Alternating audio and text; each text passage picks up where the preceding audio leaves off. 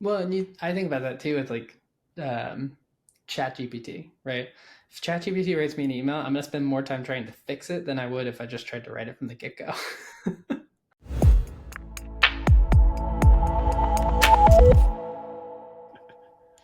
Welcome back to Revenue Reimagined. We are super excited to have Will Allred here with us today. Will is the co-founder of one of my favorite tools and one of Dale's favorite tools also, the almighty Lavender. Will, thanks for being here, man. Oh, well, thank you for having me. Appreciate the kind words there.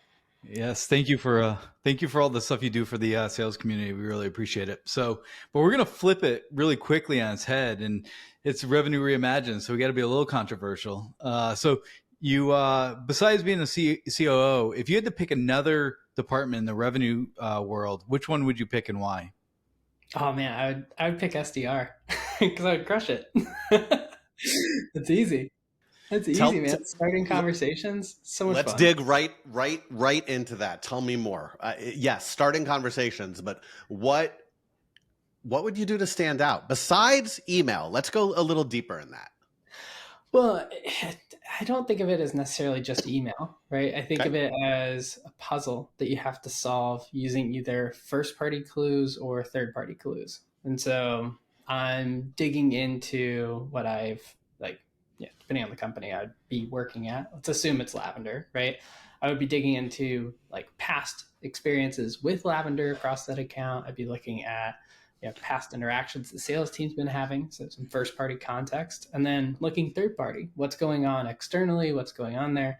Like that to me is really interesting, just like puzzling, trying to piece those things together to like really understand where that other individual's at. And then like the creative game of like, how do I take that information, all that stuff that I know, simplify it, boil it down to meet them where they're at, whether it's in the inbox or their LinkedIn inbox or even on a cold call. So I love Multi-channel, that. multi-touch. I like it. Listen, you have to, but revenue is broken, right? I think, Will, a lot of what you're talking about, we would think is common sense. We would think that people should do this. We would think that people know how to stand out from the noise. But time and time again, we see through our inboxes, through answering our phones, that people aren't doing this. I would argue the amount of people that are very, very slim. Look at Mike from your team. Like, you guys have publicly posted his numbers. We know he's very successful and we know why. Why aren't people adopting this? Why are we still sending, "Hi, Will, I see that you work at Lavender.ai and you must need," like, it's every day. It's Even wild. fucking Chat GPT starts it with, "Hi, my name is Adam and I work for Revenue Reimagined." Oh, it's GPT when it says, "I hope this finds you well." Like every email, every email. Should be No, banned. I think GPT is a really good starting point for this conversation, which is there's a siren song of efficiency. And it doesn't necessarily look at the entirety of the funnel, doesn't necessarily look at like the effectiveness that could be had trying different ways. And it also doesn't really look at it thinks of the reps within the system as like cogs in a wheel, as opposed to future AEs, future product managers, future, um, you name it. Like they're going to grow as individuals. And what are you doing within your own processes that are enabling them to grow and develop as human beings? So that's very interesting. One of the things I always thought about was, do we take people across the go to market and put them in different parts of the organization? So does the SDR like go into marketing? Does the SDR play a little around with RevOps or CS? Like, what's your thoughts around that? Because you were kind of, I think you were kind of leaning towards that, but Um, in the sense of like, if yeah, I were to put like Chelsea, who's in content on our team, and like be like, you have to go prospect today. yeah, let's go do a little bit of prospecting. See how that's like.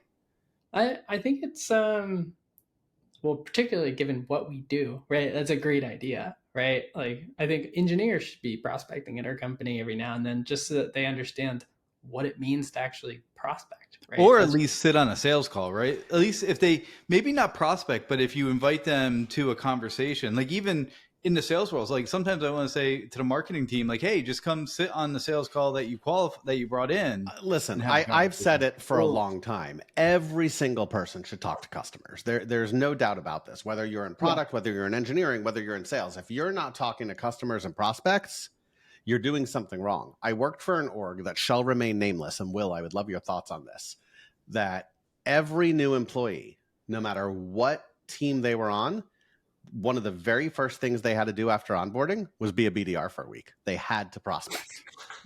And it's very interesting to see an engineer get on the phone and cold call. What's funny is like my brain's immediately going, who would that be? Who would that be? I'm like, oh, it's got to be Nooks. I did not work for Nooks. I was like trying to figure it out.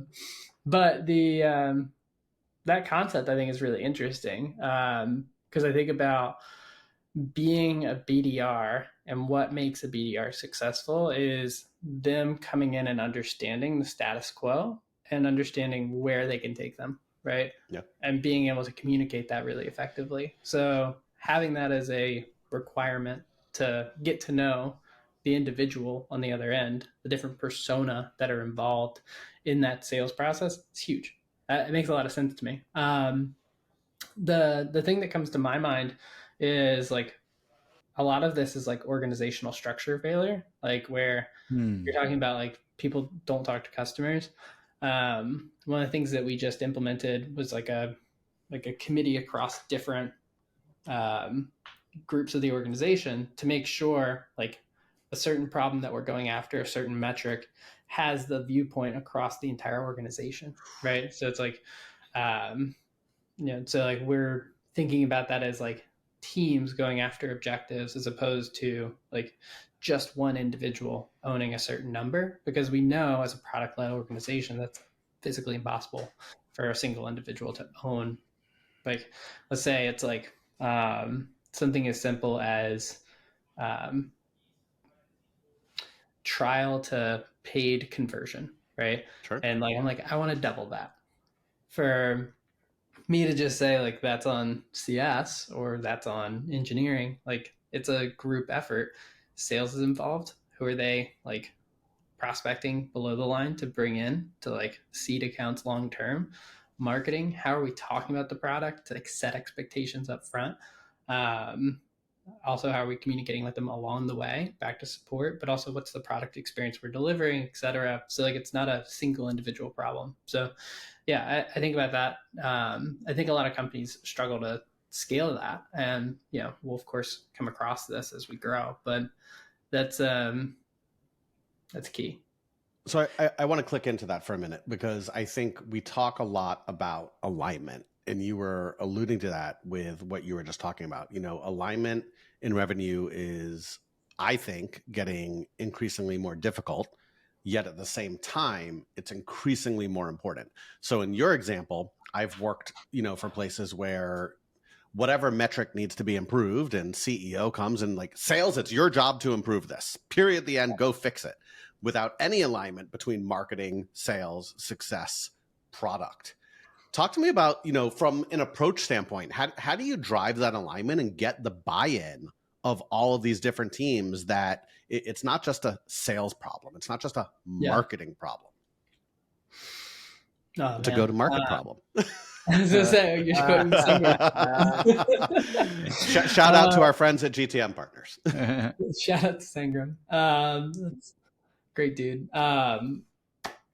So when I think about this, I think about, you're basically setting OKRs, right? Which is you're saying, this is the metric overall, the goal that I'm going after. And then you just have to be thoughtful about what core objectives line up underneath attaining that goal. And it can't just be one team. It has to be a multitude of teams, and they have to be meeting together to understand. Now, obviously, like, a back-end change to, the code infrastructure, like you don't need the marketers jumping in on that call. But at the same time, like they need to know why that's happening, and like having it visualized across the organization where people can see it and people can be like, oh, that's a milestone that we're going towards, and it's based off of that big thing that we're going after. It sparks good conversation across the team to be like, hey, should we be aware of that? Should we be promoting that externally? Is that important? Um, that's really how I see that. And it's interesting because you do have the metrics. You were just talking earlier that like if you change one metric, say in marketing, it actually affects CS down the road somewhere. They just like most organizations, you actually see it like 3 or 4 months later, which then is too late to catch up, and then you fix CS, and that screws up marketing, and like you get in this perpetual circle. Is there anything that you guys are doing at Lavender to kind of like level set that communication, level set the expectations so that everyone's on that same page? Yeah, so one of the things that we are in the midst of implementing right now are like, North Star metrics and feeder metrics across the entire org. And so everything from like how many LinkedIn post views are happening per week. And like you can see how that correlates across all the numbers across the biz. Interesting. Yeah, I think it's super important. It's like the toothpaste bottle. Like you squeeze one side and the toothpaste goes on the other side. So I like that. But we talked about this with other guests earlier. Like there's so much focus, excuse me, on metrics, right? Like let's look at the numbers. Like how many activities are there? Like how many calls have you made? How many emails have you sent? How many LinkedIn posts, have you viewed, or profiles have you viewed? And I know that you're not a believer in numbers. Like No. I listen, we've been connected for a while. We've spoken many times, but there are people out there who still believe that.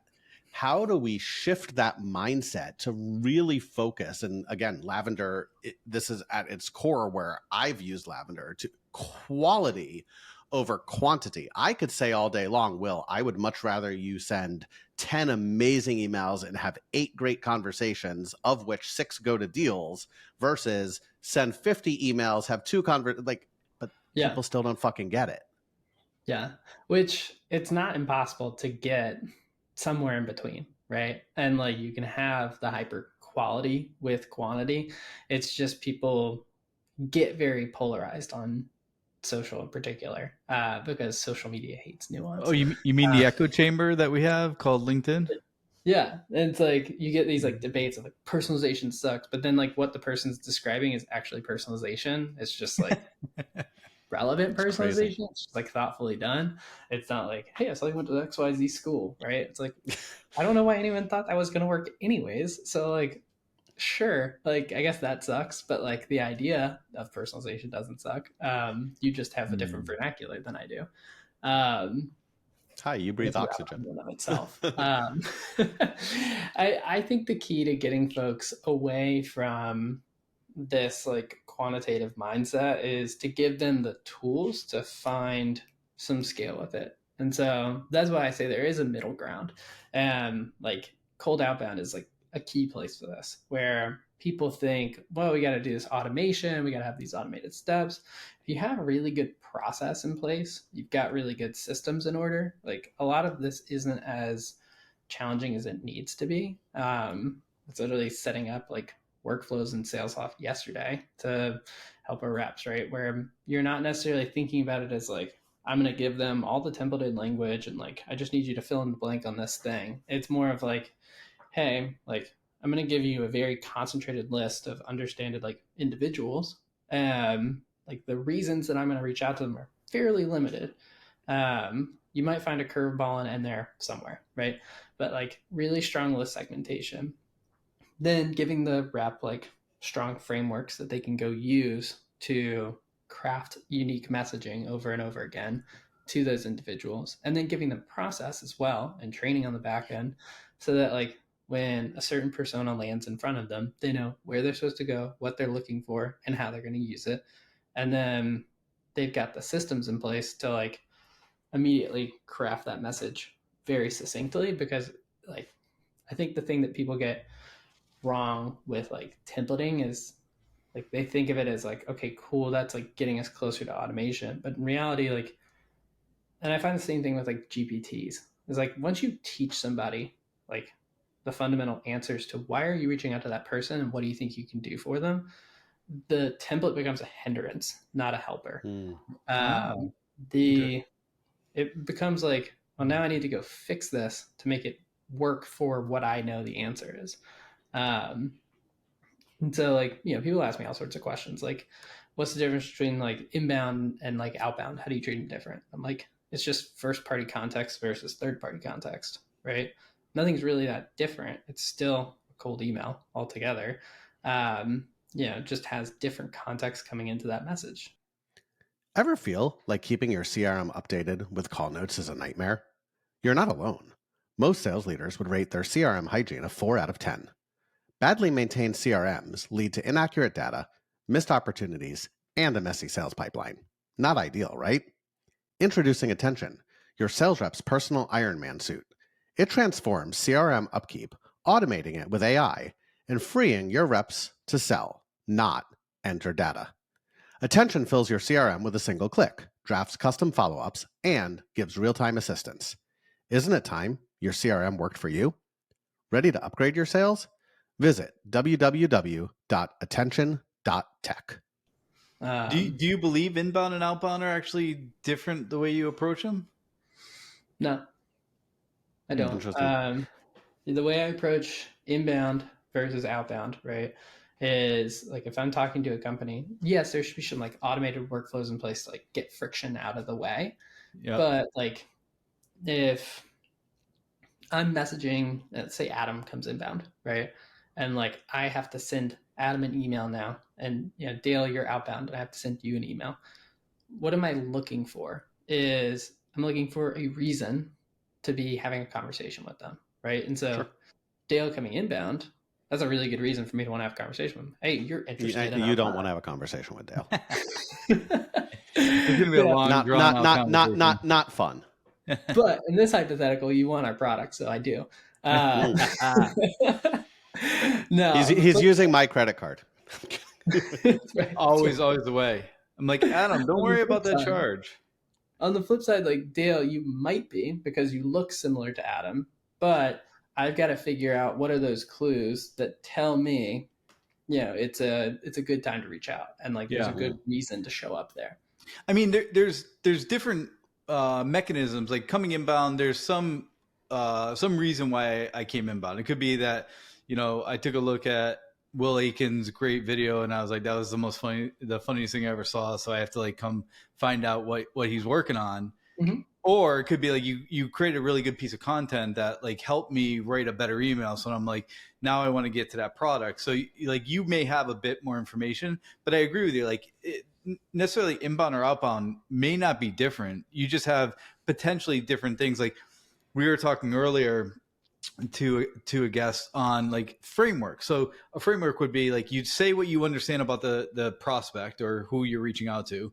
Then you talk a little bit about what industry trends are happening and why that may cause that issue.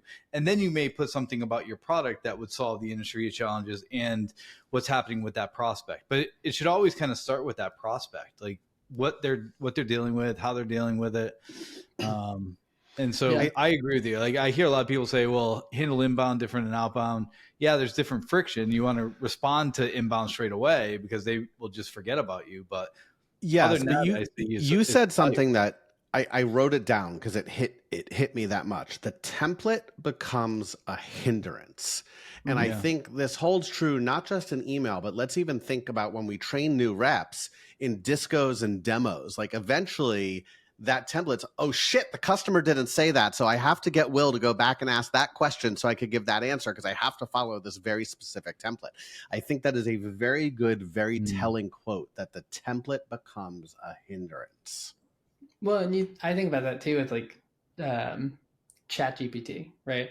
If ChatGPT writes me an email, I'm going to spend more time trying to fix it than I would if I just tried to write it from the get-go.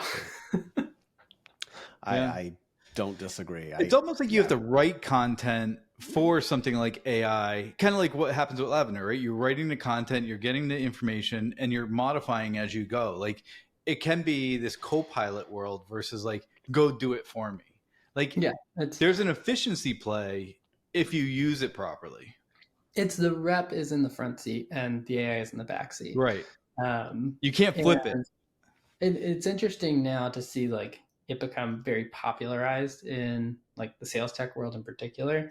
And like I keep looking at these things and I'm like, I mean, I'm not gonna call any specific names. Hopefully, like the product teams aren't listening. But I'm like, you're missing the point, which is like you're not actually like solving a problem when you're just like throwing it in there for the sake of being like, we have it too.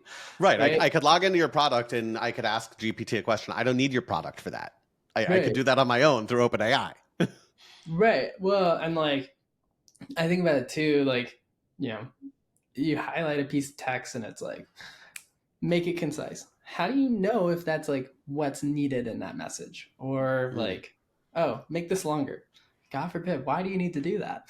But like at the same time, like, is that the right thing to do? Like that's, I think, like the piece that's been missing in this whole puzzle. And that's like where we take a really strong stance on. We want to just stay like laser focused. It's like, hey, we know the objective truth behind how exactly you should be doing the following thing in this scenario. We should use Lavender for every part of like the sales process. Like, can you score 100 on closing a deal? Like, I wonder if that would work. That would be, how many hundred, do you track on how many hundreds people get? Like, of course they do. Of course. Yeah. We, I mean, if you read our newsletter, every like came out today, didn't it? Yeah. Every time somebody posts, I know it comes out. I read it. Yep. Did you see my coaching corner? I was like flabbergasted. Most of the subject lines going out the door right now are like 5+ words. I'm like, the data's right there. So it's a very tactical piece. Like, hey guys, like stop writing these big, long subject lines. But people don't listen. And that ties to where I wanted to go next. When we talk about data, and what I love about Lavender is the data is there, right? You're looking at hundreds of thousands, if not millions of emails, where hundreds of millions of emails shows my ignorance, that you see exactly what's working and what's not. The data's there, but people don't necessarily listen to the data. And I think data oftentimes doesn't necessarily take people into account, right?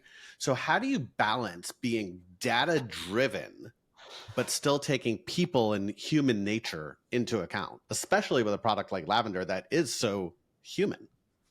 Yeah. A lot of it comes down to like psychology principles that we try to bake into the user experience. So like if you're thinking about Lavender and like you had to boil it down to like 2 psychology theories that like truly make the product work. One is nudge theory, which is like at the moment that you need it, we're providing the right nudge to move the right behavior. I think we could probably be more aggressive in that. The second one is cognitive load theory, which is talking about like meeting the other person where they're at in a way that they can understand it. That goes both ways as a product organization, as well as like what we're trying to tell people to write in emails, right? It's like, I can't overwhelm you with like 4,000 different things that you need to go do in any like way, shape, or form right now. And it's like, we need to just like show you exactly what you need to do in like the simplest format possible. I feel like it's, I'm going to interrupt you, Dale. I feel like, and it's different, right? Like Dale and I both work for ourselves, but we both led big revenue teams.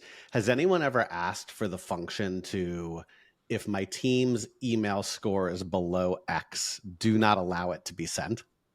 I've argued for this feature for so long.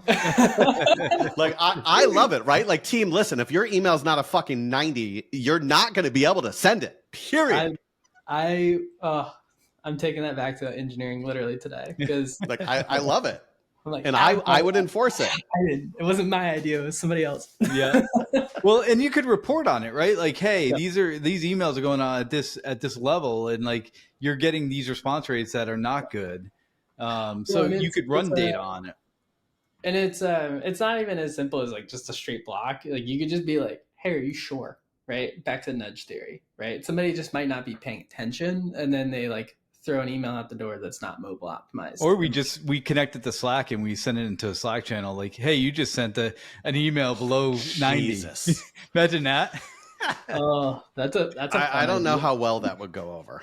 Well, hey, look at, they probably wouldn't want to do it that often, right? I mean, if everyone's going to know that you're sending emails below 90, Will, I always had this philosophy that and I don't think a lot of people do this well, is that the BDRs or the AEs or whoever it is they have to start writing content. Like, forget about templates, write an email that's like straight about your value and your content, and then share it with marketing and like collaborate on what would be the best email content to send out.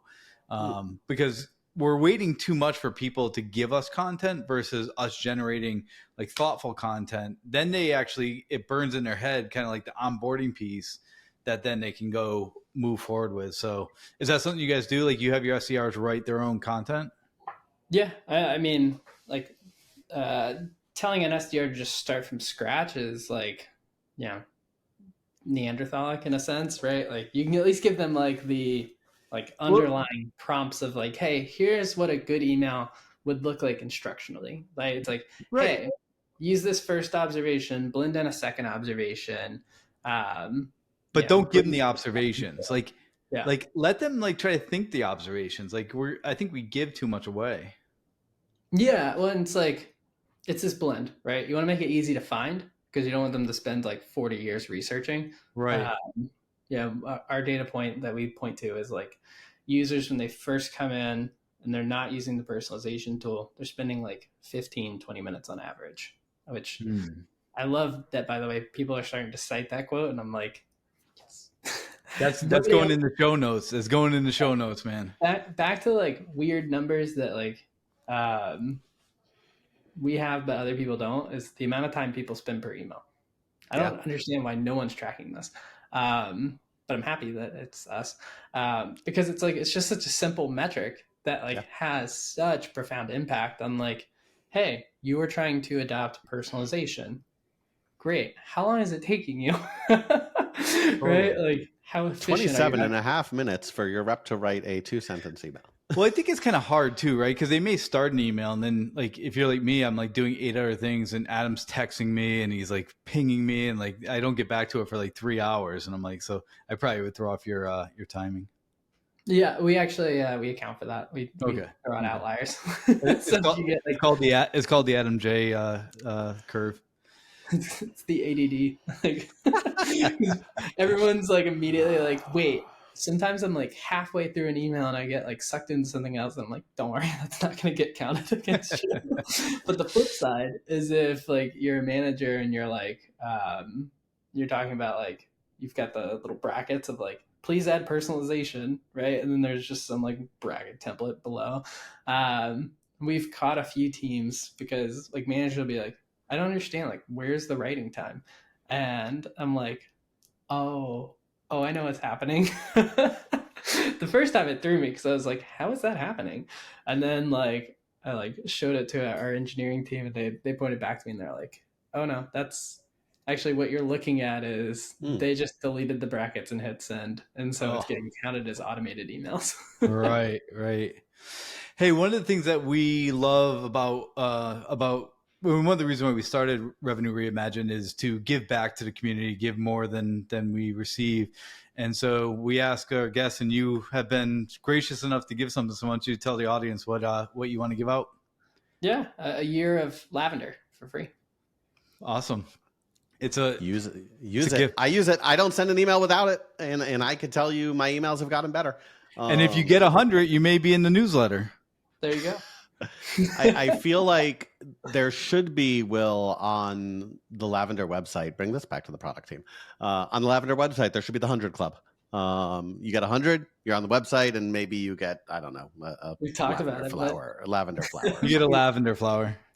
Yeah, we've talked about a few of these different things. So yeah. You're kicking the right tires to get them moving again. I love it. We have a couple minutes left. Yes. We would love to throw some rapid fire at you. I want them. Let them rip. All right, here we go. I will kick it off. What song would best describe your revenue strategy? Okay, so I'm going to have to go with a suggestion that originally came from Chelsea Castle in content on our team. And it's Sunday Best by Surfaces. Interesting. Wow. Never heard of it. I gotta go listen to that one. It's a good feel-good song. Awesome. If you had a crystal ball, what one revenue trend or strategy do you predict will take center stage in the next 12 to 18 months? multi-threading. It's not done. People say they do it. Doesn't mean they're doing it well. And I think there's going to be a resurgence of people really, really starting to focus on that. Awesome. I think about companies trying to expand into different ICPs, and they get conversations started much lower down the totem pole than they ever did before. To me, like multi-threading and like doing it well, keeping execs up to date, keeping, peers aware of what's happening and like the potential for expansion. It's a huge opportunity for revenue teams right now. I feel like we could spend another 30 minutes talking about multi-threading and people not doing it properly, for the record. So, Will, when you think about revenue, there's a lot of hype about like, do we focus on customer retention or do we focus on customer acquisition? You can only pick one. What are you focusing on? I feel like we're in a little bit of a different stage than other companies. So I'm focused on acquisition right now. Okay. And that's mostly just because I look at like our NDR numbers and I'm like, it makes sense for us. I know for other companies at other like life stages, like they're focused on expanding within accounts. They're focused on, keeping existing business. For us, that's not as big of an issue. And so, but I think what you just said is key. And that's something that we talk about a lot on the show is there's not one answer, right? A lot of things are very stage specific. Yes. Yeah, it may be this stage at this point, but later on it's like customer acquisition, customer retention. Like it swings back and forth, I think. Oh, it'll definitely swing back and forth. I mean, I think about customer expansion is going to be a big thing for us long term, versus like just initial acquisition. Yep. Yeah, NDR is like the new ARR, right? And it's happening. Okay, so earlier in the show, you said you'd be an SDR or an SDR leader. So tomorrow morning, you wake up. What's the first thing you're doing? What's the first thing I'm doing? Like, if I was an SDR, or first thing I'm doing? Yep. First thing I'm doing is I'm organizing lists of folks to go reach out to, and then I'm running my outbound processes and hitting my numbers. That would be exactly what I'd be doing. Awesome. And opening up Lavender. Of course, that's inevitability. That's a give me. You're getting right to work. Will, this was awesome. Thank you so much for coming and jamming with us. Shameless plug time. Where could people find you? What's the best way to engage with you? If they live under a rock. I mean, touche. Probably my email is the best way to get to me. But if you want to follow content, I post a lot of content related to the data that we see at Lavender. And so LinkedIn is definitely the place for that, which is just like linkedin.com and then Will. Just search Will Allred. I was like, I don't know, how do you like give somebody... You're the only guy I know on LinkedIn with an upside down picture. So you're very easy to find. Yes. Also inspired by Chelsea. Nice. Awesome. I love it. Well, thank you so much for joining us, man. It has been a pleasure to chat with you. Appreciate it. Yeah, it's been a blast. Thank you. Cheers.